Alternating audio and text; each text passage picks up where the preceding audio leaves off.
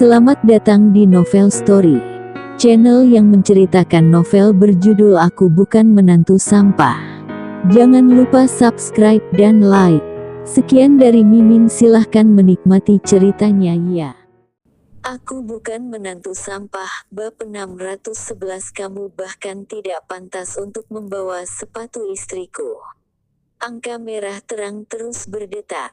Wajah Belinda semakin suram, dia mengangkat kepalanya dengan panik dan melihat Rocky dan Aung Miko yang berada di tengah lingkaran cahaya. Meskipun dia tidak tahu apa itu, tetapi dia masih bisa menebak bahwa lapisan lingkaran cahaya ini bisa membuat kedua orang ini tetap hidup. Belinda mengertakkan gigi, dia tidak mau mati di sini dan bahkan tidak berhasil balas dendam. Ini adalah kematian yang tidak berharga. Tiba-tiba, dia menjatuhkan diri dan berlutut di depan Rocky dan menangis dengan sangat sedih. Master Rocky, tolong maafkan aku yang terobsesi untuk balas dendam dan tolong lepaskan aku. Aku baru tahu sekarang bahwa adikku melakukan banyak kejahatan, kematiannya benar-benar karena kesalahannya sendiri. Aku yang dibutakan oleh kebencian, bahkan ingin berurusan dengan Anda. Dia menangis dengan keras dan sangat menyedihkan. Aung Miko tidak tahan untuk tidak berkata, "Sialan, Master Rocky memberimu waktu untuk merenung dan kamu sudah selesai merenung sekarang. Aku sudah sadar bahwa aku salah, aku tidak seharusnya menyerang Master Rocky." Belinda segera berkata, "Aku mohon pada Master Rocky untuk melepaskanku karena aku seorang wanita." Saat dia berkata, dia tiba-tiba membuka gaunnya dan memperlihatkan hal-hal yang memikat dan berkata dengan wajah memerah, "Selama Master Rocky memaafkanku, maka mulai sekarang aku akan melayanimu dengan setia. Anda bisa melakukan apapun yang kamu mau padaku." Sialan. Aung Miko melihatnya sampai bodoh, sama sekali tidak bisa kembali ke akal sehatnya. Belinda mengangkat kepalanya dengan menawan, menatap Rocky dengan menyedihkan dan mencoba yang terbaik. Dia tahu pesonanya, tidak hanya penampilannya yang cantik, tetapi sosoknya juga sangat seksi, dengan payudara yang sangat besar. Selama dia lewat, pria di sebelahnya tidak akan bisa berpaling. Belinda perlahan-lahan berdiri, dengan senyum menawan, melepas pakaiannya satu persatu. "Master Rocky, apakah menurut Anda aku cantik? Aku bersedia melakukan apa saja untuk Anda, aku bisa memenuhi semua permintaan khusus dari Anda." Dia berdiri tepat di depan Rocky tanpa ragu, memutar pinggangnya dengan menawan dan membuat berbagai gerakan menawan. Mata panas Aung Miko bersinar dan dia berbalik ketakutan. Sial. Bagaimanapun juga wanita ini pernah menjadi ibu tirinya, tidak peduli betapa panasnya wanita ini, jadi dia tidak boleh melihat adegan itu. "Master Rocky, bagaimana menurutmu tentang diriku?" Belinda memutar tubuhnya dan menggunakan semua trik yang dia pelajari untuk merayu pria. Dia juga berhasil menggoda Aung Johnny dengan trik seperti ini untuk menerimanya sebagai istri ke-8. Bahkan orang seperti Aung Johnny yang mempunyai banyak pengalaman juga jatuh di bawah godaannya. Dan Rocky hanya seorang pria muda, bagaimana mungkin tidak tergoda olehnya? Belinda memiliki kepercayaan diri ini, terutama ketika dia melihat Rocky menatapnya dengan penuh minat dan tidak menghentikannya. Belinda memutar tubuhnya lebih ganas dan dengan sengaja memperlihatkan bagian paling menggoda dari tubuhnya. Pada saat ini, dia tiba-tiba mendengar Rocky terkekeh. Dia berdiri dan tersenyum menawan, "Master Rocky, apa yang kamu tertawakan?" Rocky tersenyum datar dan berkata, aku menertawakanmu karena begitu jelek tapi kamu tidak sadar. Dibandingkan dengan istriku, aku bahkan merasa mual ketika kamu membawa sepatunya. Istrimu, Belinda tahan napas dan berkata dengan sangat marah, apakah istrimu bisa secantik aku? Di mataku, istriku adalah wanita paling cantik. Belinda tercengang. Bahkan ada kecemburuan yang dalam di hatinya. Wanita macam apa yang bisa membuat Rocky begitu setia kepadanya? Dia sangat iri. Jika dia tidak dilahirkan di keluarga Bale, dia juga tidak akan terdoktrin sejak kecil bahwa dia harus bekerja untuk keluarga Bale. Dia juga tidak akan seperti sekarang yang perlahan-lahan membunuh dirinya sendiri dan melangkah ke jurang selangkah demi selangkah. Setelah Rocky selesai berbicara, dia mengangkat bahu dan berkata, waktumu sudah habis. Belinda tiba-tiba kembali sadar, dia sangat ketakutan sehingga seluruh tubuhnya gemetar. Di bawah keinginan yang kuat untuk tetap hidup, dia berlutut dan menangis dengan sedih. Master Rocky, aku minta ampun, aku salah, aku mohon Master Rocky untuk mengampuniku. Dia tidak ingin mati dengan sia-sia seperti ini, mati dengan tidak berharga. Setelah kematiannya, keluarga Bale juga akan menganggapnya sebagai orang berdosa dan bahkan berpikir bahwa kematiannya adalah karena kesalahannya sendiri. Angka merah bom waktu melompat ke detik terakhir. Di luar Koloseum, pengawal bersenjata yang luar biasa telah mengepung seluruh Koloseum. Semua orang di sekitarnya sudah dievakuasi. Beberapa mobil pemadam kebakaran diparkir di dekatnya dan lampu merah menyala. Wajah Aung Johnny masih dingin, tapi matanya berubah drastis. Dia tanpa sadar mengepalkan tinjunya dan menatap Koloseum dengan tajam. Orang yang berada di dalam adalah putra bungsu kesayangannya. Semua orang tidak tahu bahwa ketika dia membuat pilihan ini, hatinya sakit seperti tersayat pisau. Tapi, kemuliaan keluarga Aung San tidak bisa musnah. Dan tidak bisa membiarkan seluruh keluarga Aung San hancur di tangannya. Bahkan jika Aung Johnny tidak berperasaan selama hidupnya, tetapi matanya memerah saat ini dan bergumam, jika bukan karena aku selalu memanjakan Miko dari kecil, juga tidak akan membuatnya melakukan hal-hal bodoh seperti itu, aku yang menjerumuskannya. Ayah, itu bukan salahmu. Om Chris juga merasa berat. Meskipun adiknya biasanya sulit diatur, bertindak sembrono dan menimbulkan banyak masalah. Dia telah berulang kali dimarahi dan dihukum olehnya, tetapi bagaimanapun juga, mereka adalah saudara yang mengalir darah yang sama.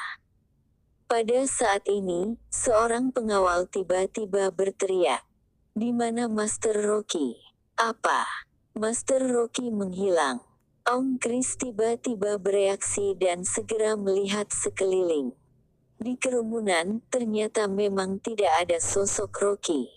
Pada saat ini Aung Johnny juga mengangkat kepalanya dengan ganas, menatap seluruh Koloseum dan berseru.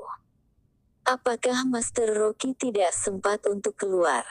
Pada saat ini, tanah tiba-tiba bergetar hebat.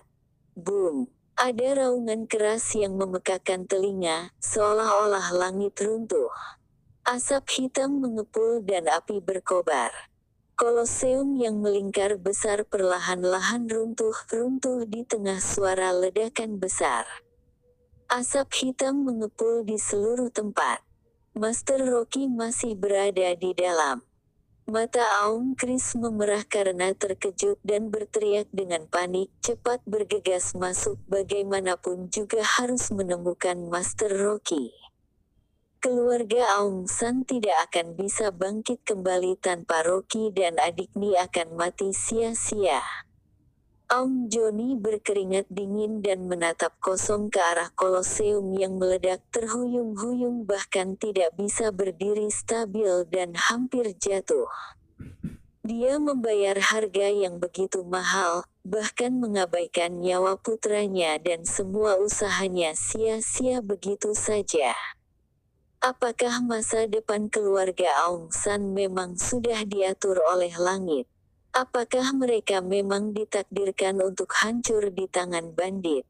Pada saat ini, sesosok perlahan-lahan berjalan keluar dari asap tebal. Hanya satu orang. Tidak ada yang lain. Kerumunan itu terdiam sambil menatap sosok ini. Siapakah orang yang beruntung yang bisa keluar dari Koloseum hidup-hidup? Aku bukan menantu sampah. Bab 612 menguasai Raja Binatang. Ini. Murid Aung Kris meringkuk sampai seakan lupa bernapas. Aung Joni kaget, berteriak tak percaya, Miko. Sosok yang keluar dari asap tebal itu ternyata adalah Aung Miko. Ayah. Aung Miko bergegas berlari keluar dari asap. Tuan Rocky menyelamatkanku. Tuan Rocky adalah dewa. Dia benar-benar luar biasa. Aung Joni terkejut. Dia tidak menyangka anak bungsu itu akan selamat. Dia menahan perasaannya. Antara kaget dan gembira. Sedetik kemudian, dia mengamati seluruh tubuh Aung Miko, dan kemudian bertanya dengan cemas, di mana Tuan Rocky? Oh, dia masih di dalam. Sebelum Aung Miko selesai berbicara, Aung Joni tiba-tiba menamparnya dan menjatuhkannya ke tanah, berteriak, kenapa kamu tidak membawa Tuan Rocky keluar? Aung Miko buru-buru berkata, ayah, Tuan Rocky tinggal di dalam. Dia berkata masih ada pekerjaan yang harus diselesaikan.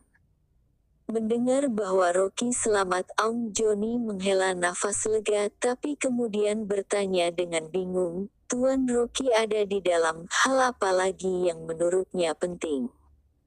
Aung Miko menggelengkan kepalanya, menjawab terbata ini. Aku tidak tahu. Tadi terjadi ledakan di Koloseum. Miko bersembunyi di bola cahaya, Rocky tidak terluka. Lingkaran cahaya yang nampaknya tipis itu ternyata bisa menghadang kuatnya gelombang kejut dari luar. Jangankan sedikit getaran sedikit pun, bahkan suara angin pun tak terdengar. Di luar lingkaran cahaya, pasir dan bebatuan beterbangan, semuanya runtuh. Di dalam lingkaran cahaya itu hening, hanya terdengar suara gemuruh di sekitarnya. Dan Belinda, yang masih menari mempesona tadi, berada di bawah tumpukan papan semen dan kerikil tidak diketahui hidup atau mati. Aung Miko terduduk di lingkaran cahaya, melihatnya ketakutan. Melihat segala beruntuhan di sekitarnya, dia ketakutan untuk sementara waktu. Jika Rocky tidak masuk, bagaimana hidupnya bisa diselamatkan? Entah dia dibunuh oleh Belinda, atau dia dibunuh oleh bom di tubuhnya. Bahkan jika dia beruntung sekalipun, dia tidak akan pernah bisa melarikan diri dari kobaran api ini hidup-hidup. Aung Kris juga kaget, tapi sekarang sudah membaik. Dia semakin mengagumi Rocky. Untuk dapat menyelamatkan Miko dari tanah longsor semacam ini tanpa cedera, dan masih bisa untuk tetap tinggal di dalam setelahnya, sepertinya hanya Rocky yang dapat melakukannya di dunia ini. Untungnya, pria sekuat itu adalah teman keluarga Aung San, bukan musuh. Dia tidak bisa menahan diri untuk berkata, ayah, Tuan Rocky belum keluar, aku akan membawa seseorang untuk menemukannya. Saat itulah orang-orang di kerumunan tiba-tiba berteriak. Beberapa bayangan hitam besar keluar dari asap dan debu. Rocky sedang menunggangi punggung seekor beruang hitam di tengah dengan wajah tenang, bahkan rambutnya tidak acak-acakan sama sekali. Di kiri dan kanannya, diikuti harimau dan singa, dengan baju besi di dada dan perut berlumuran darah. Gigi putih tajam mereka membuat orang ngeri ketakutan. Tiba-tiba, beberapa teriakan datang dari kerumunan. Bukankah ini 3 ekor raja binatang yang digunakan di Koloseum? Beruang gila itu pernah melawan 5 harimau buas di arena. Dia mencabik-cabik mereka semua. Sekarang dia tidak dirantai. Mereka bisa memakan orang. Kerumunan itu berseru, dan beberapa orang bahkan lari ketakutan. Ketiga binatang ini adalah harta terkuat di Koloseum, terutama beruang hitam besar, yang dikenal sebagai Raja Binatang. Dia sudah dilatih untuk bertarung sejak lahir oleh pelatih binatang, sangat buas. Ia telah mengalami lebih dari 100 pertempuran di arena, setiap kali bertarung lawannya hancur berkeping-keping. Apalagi tahun lalu ada seseorang yang mengaku sebagai master menantang Raja Beruang. Seorang master yang menguasai ilmu kanuragan ini, bertelanjang dada di depan umum, membiarkan puluhan orang mencincangnya dengan pisau, dan hanya menyisakan sedikit bekas putih di kulitnya. Kemudian, si master kanuragan ini naik ke panggung untuk melawan Raja Beruang, tetapi dalam 5 menit dia dihancurkan oleh beruang hitam. Tewas di tempat. Berpasang mata menatap mereka tak berkedip, sangat terkejut.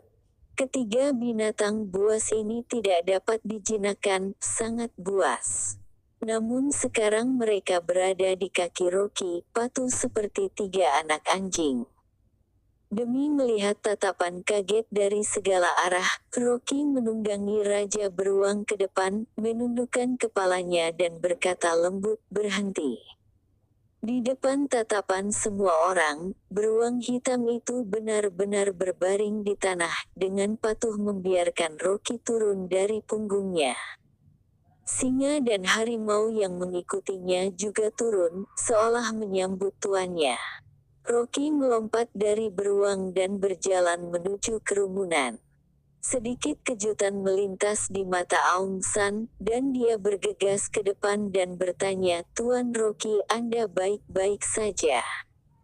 "Baik." Rocky berdiri diam dan berkata, "Temukan tempat untuk mengunci ketiga binatang ini.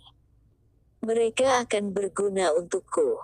Aung Joni ragu-ragu sejenak, dan dengan hormat berkata, "Tuan Rocky, ketiga binatang ini tidak bisa dijinakkan.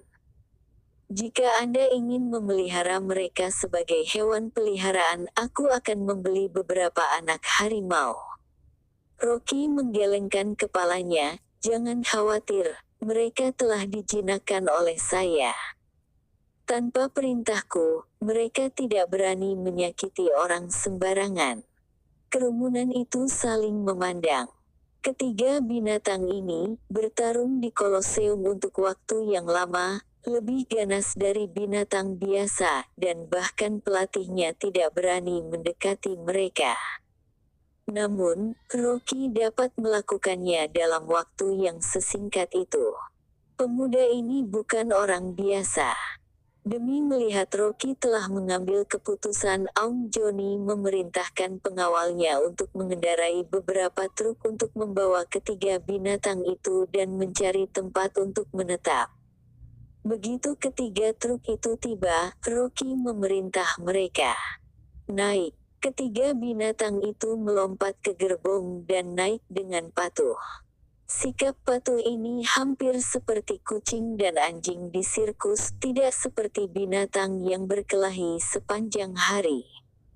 Namun, untuk mencegah orang lain takut, Rocky tetap merantai mereka dan memasang pelindung di moncong, sehingga pengemudi berani mengemudikan truk. Koloseum telah runtuh, dan Madam Belinda terkubur di bawah tanah.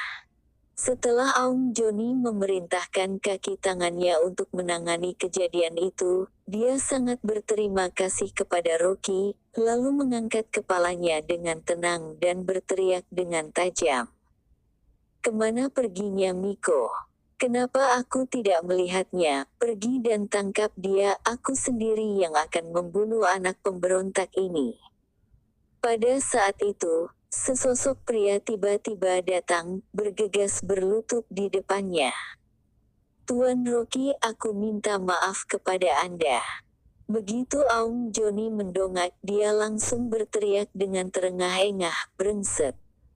Apa kamu masih punya muka untuk menemui Tuan Rocky? Kamu melakukan hal sangat bodoh dan hampir melukai guru Rocky juga hampir melukai kami, keluarga Aung San." Setelah berbicara, dia tidak bisa menahan amarahnya dan menendang dada Aung Miko dengan keras.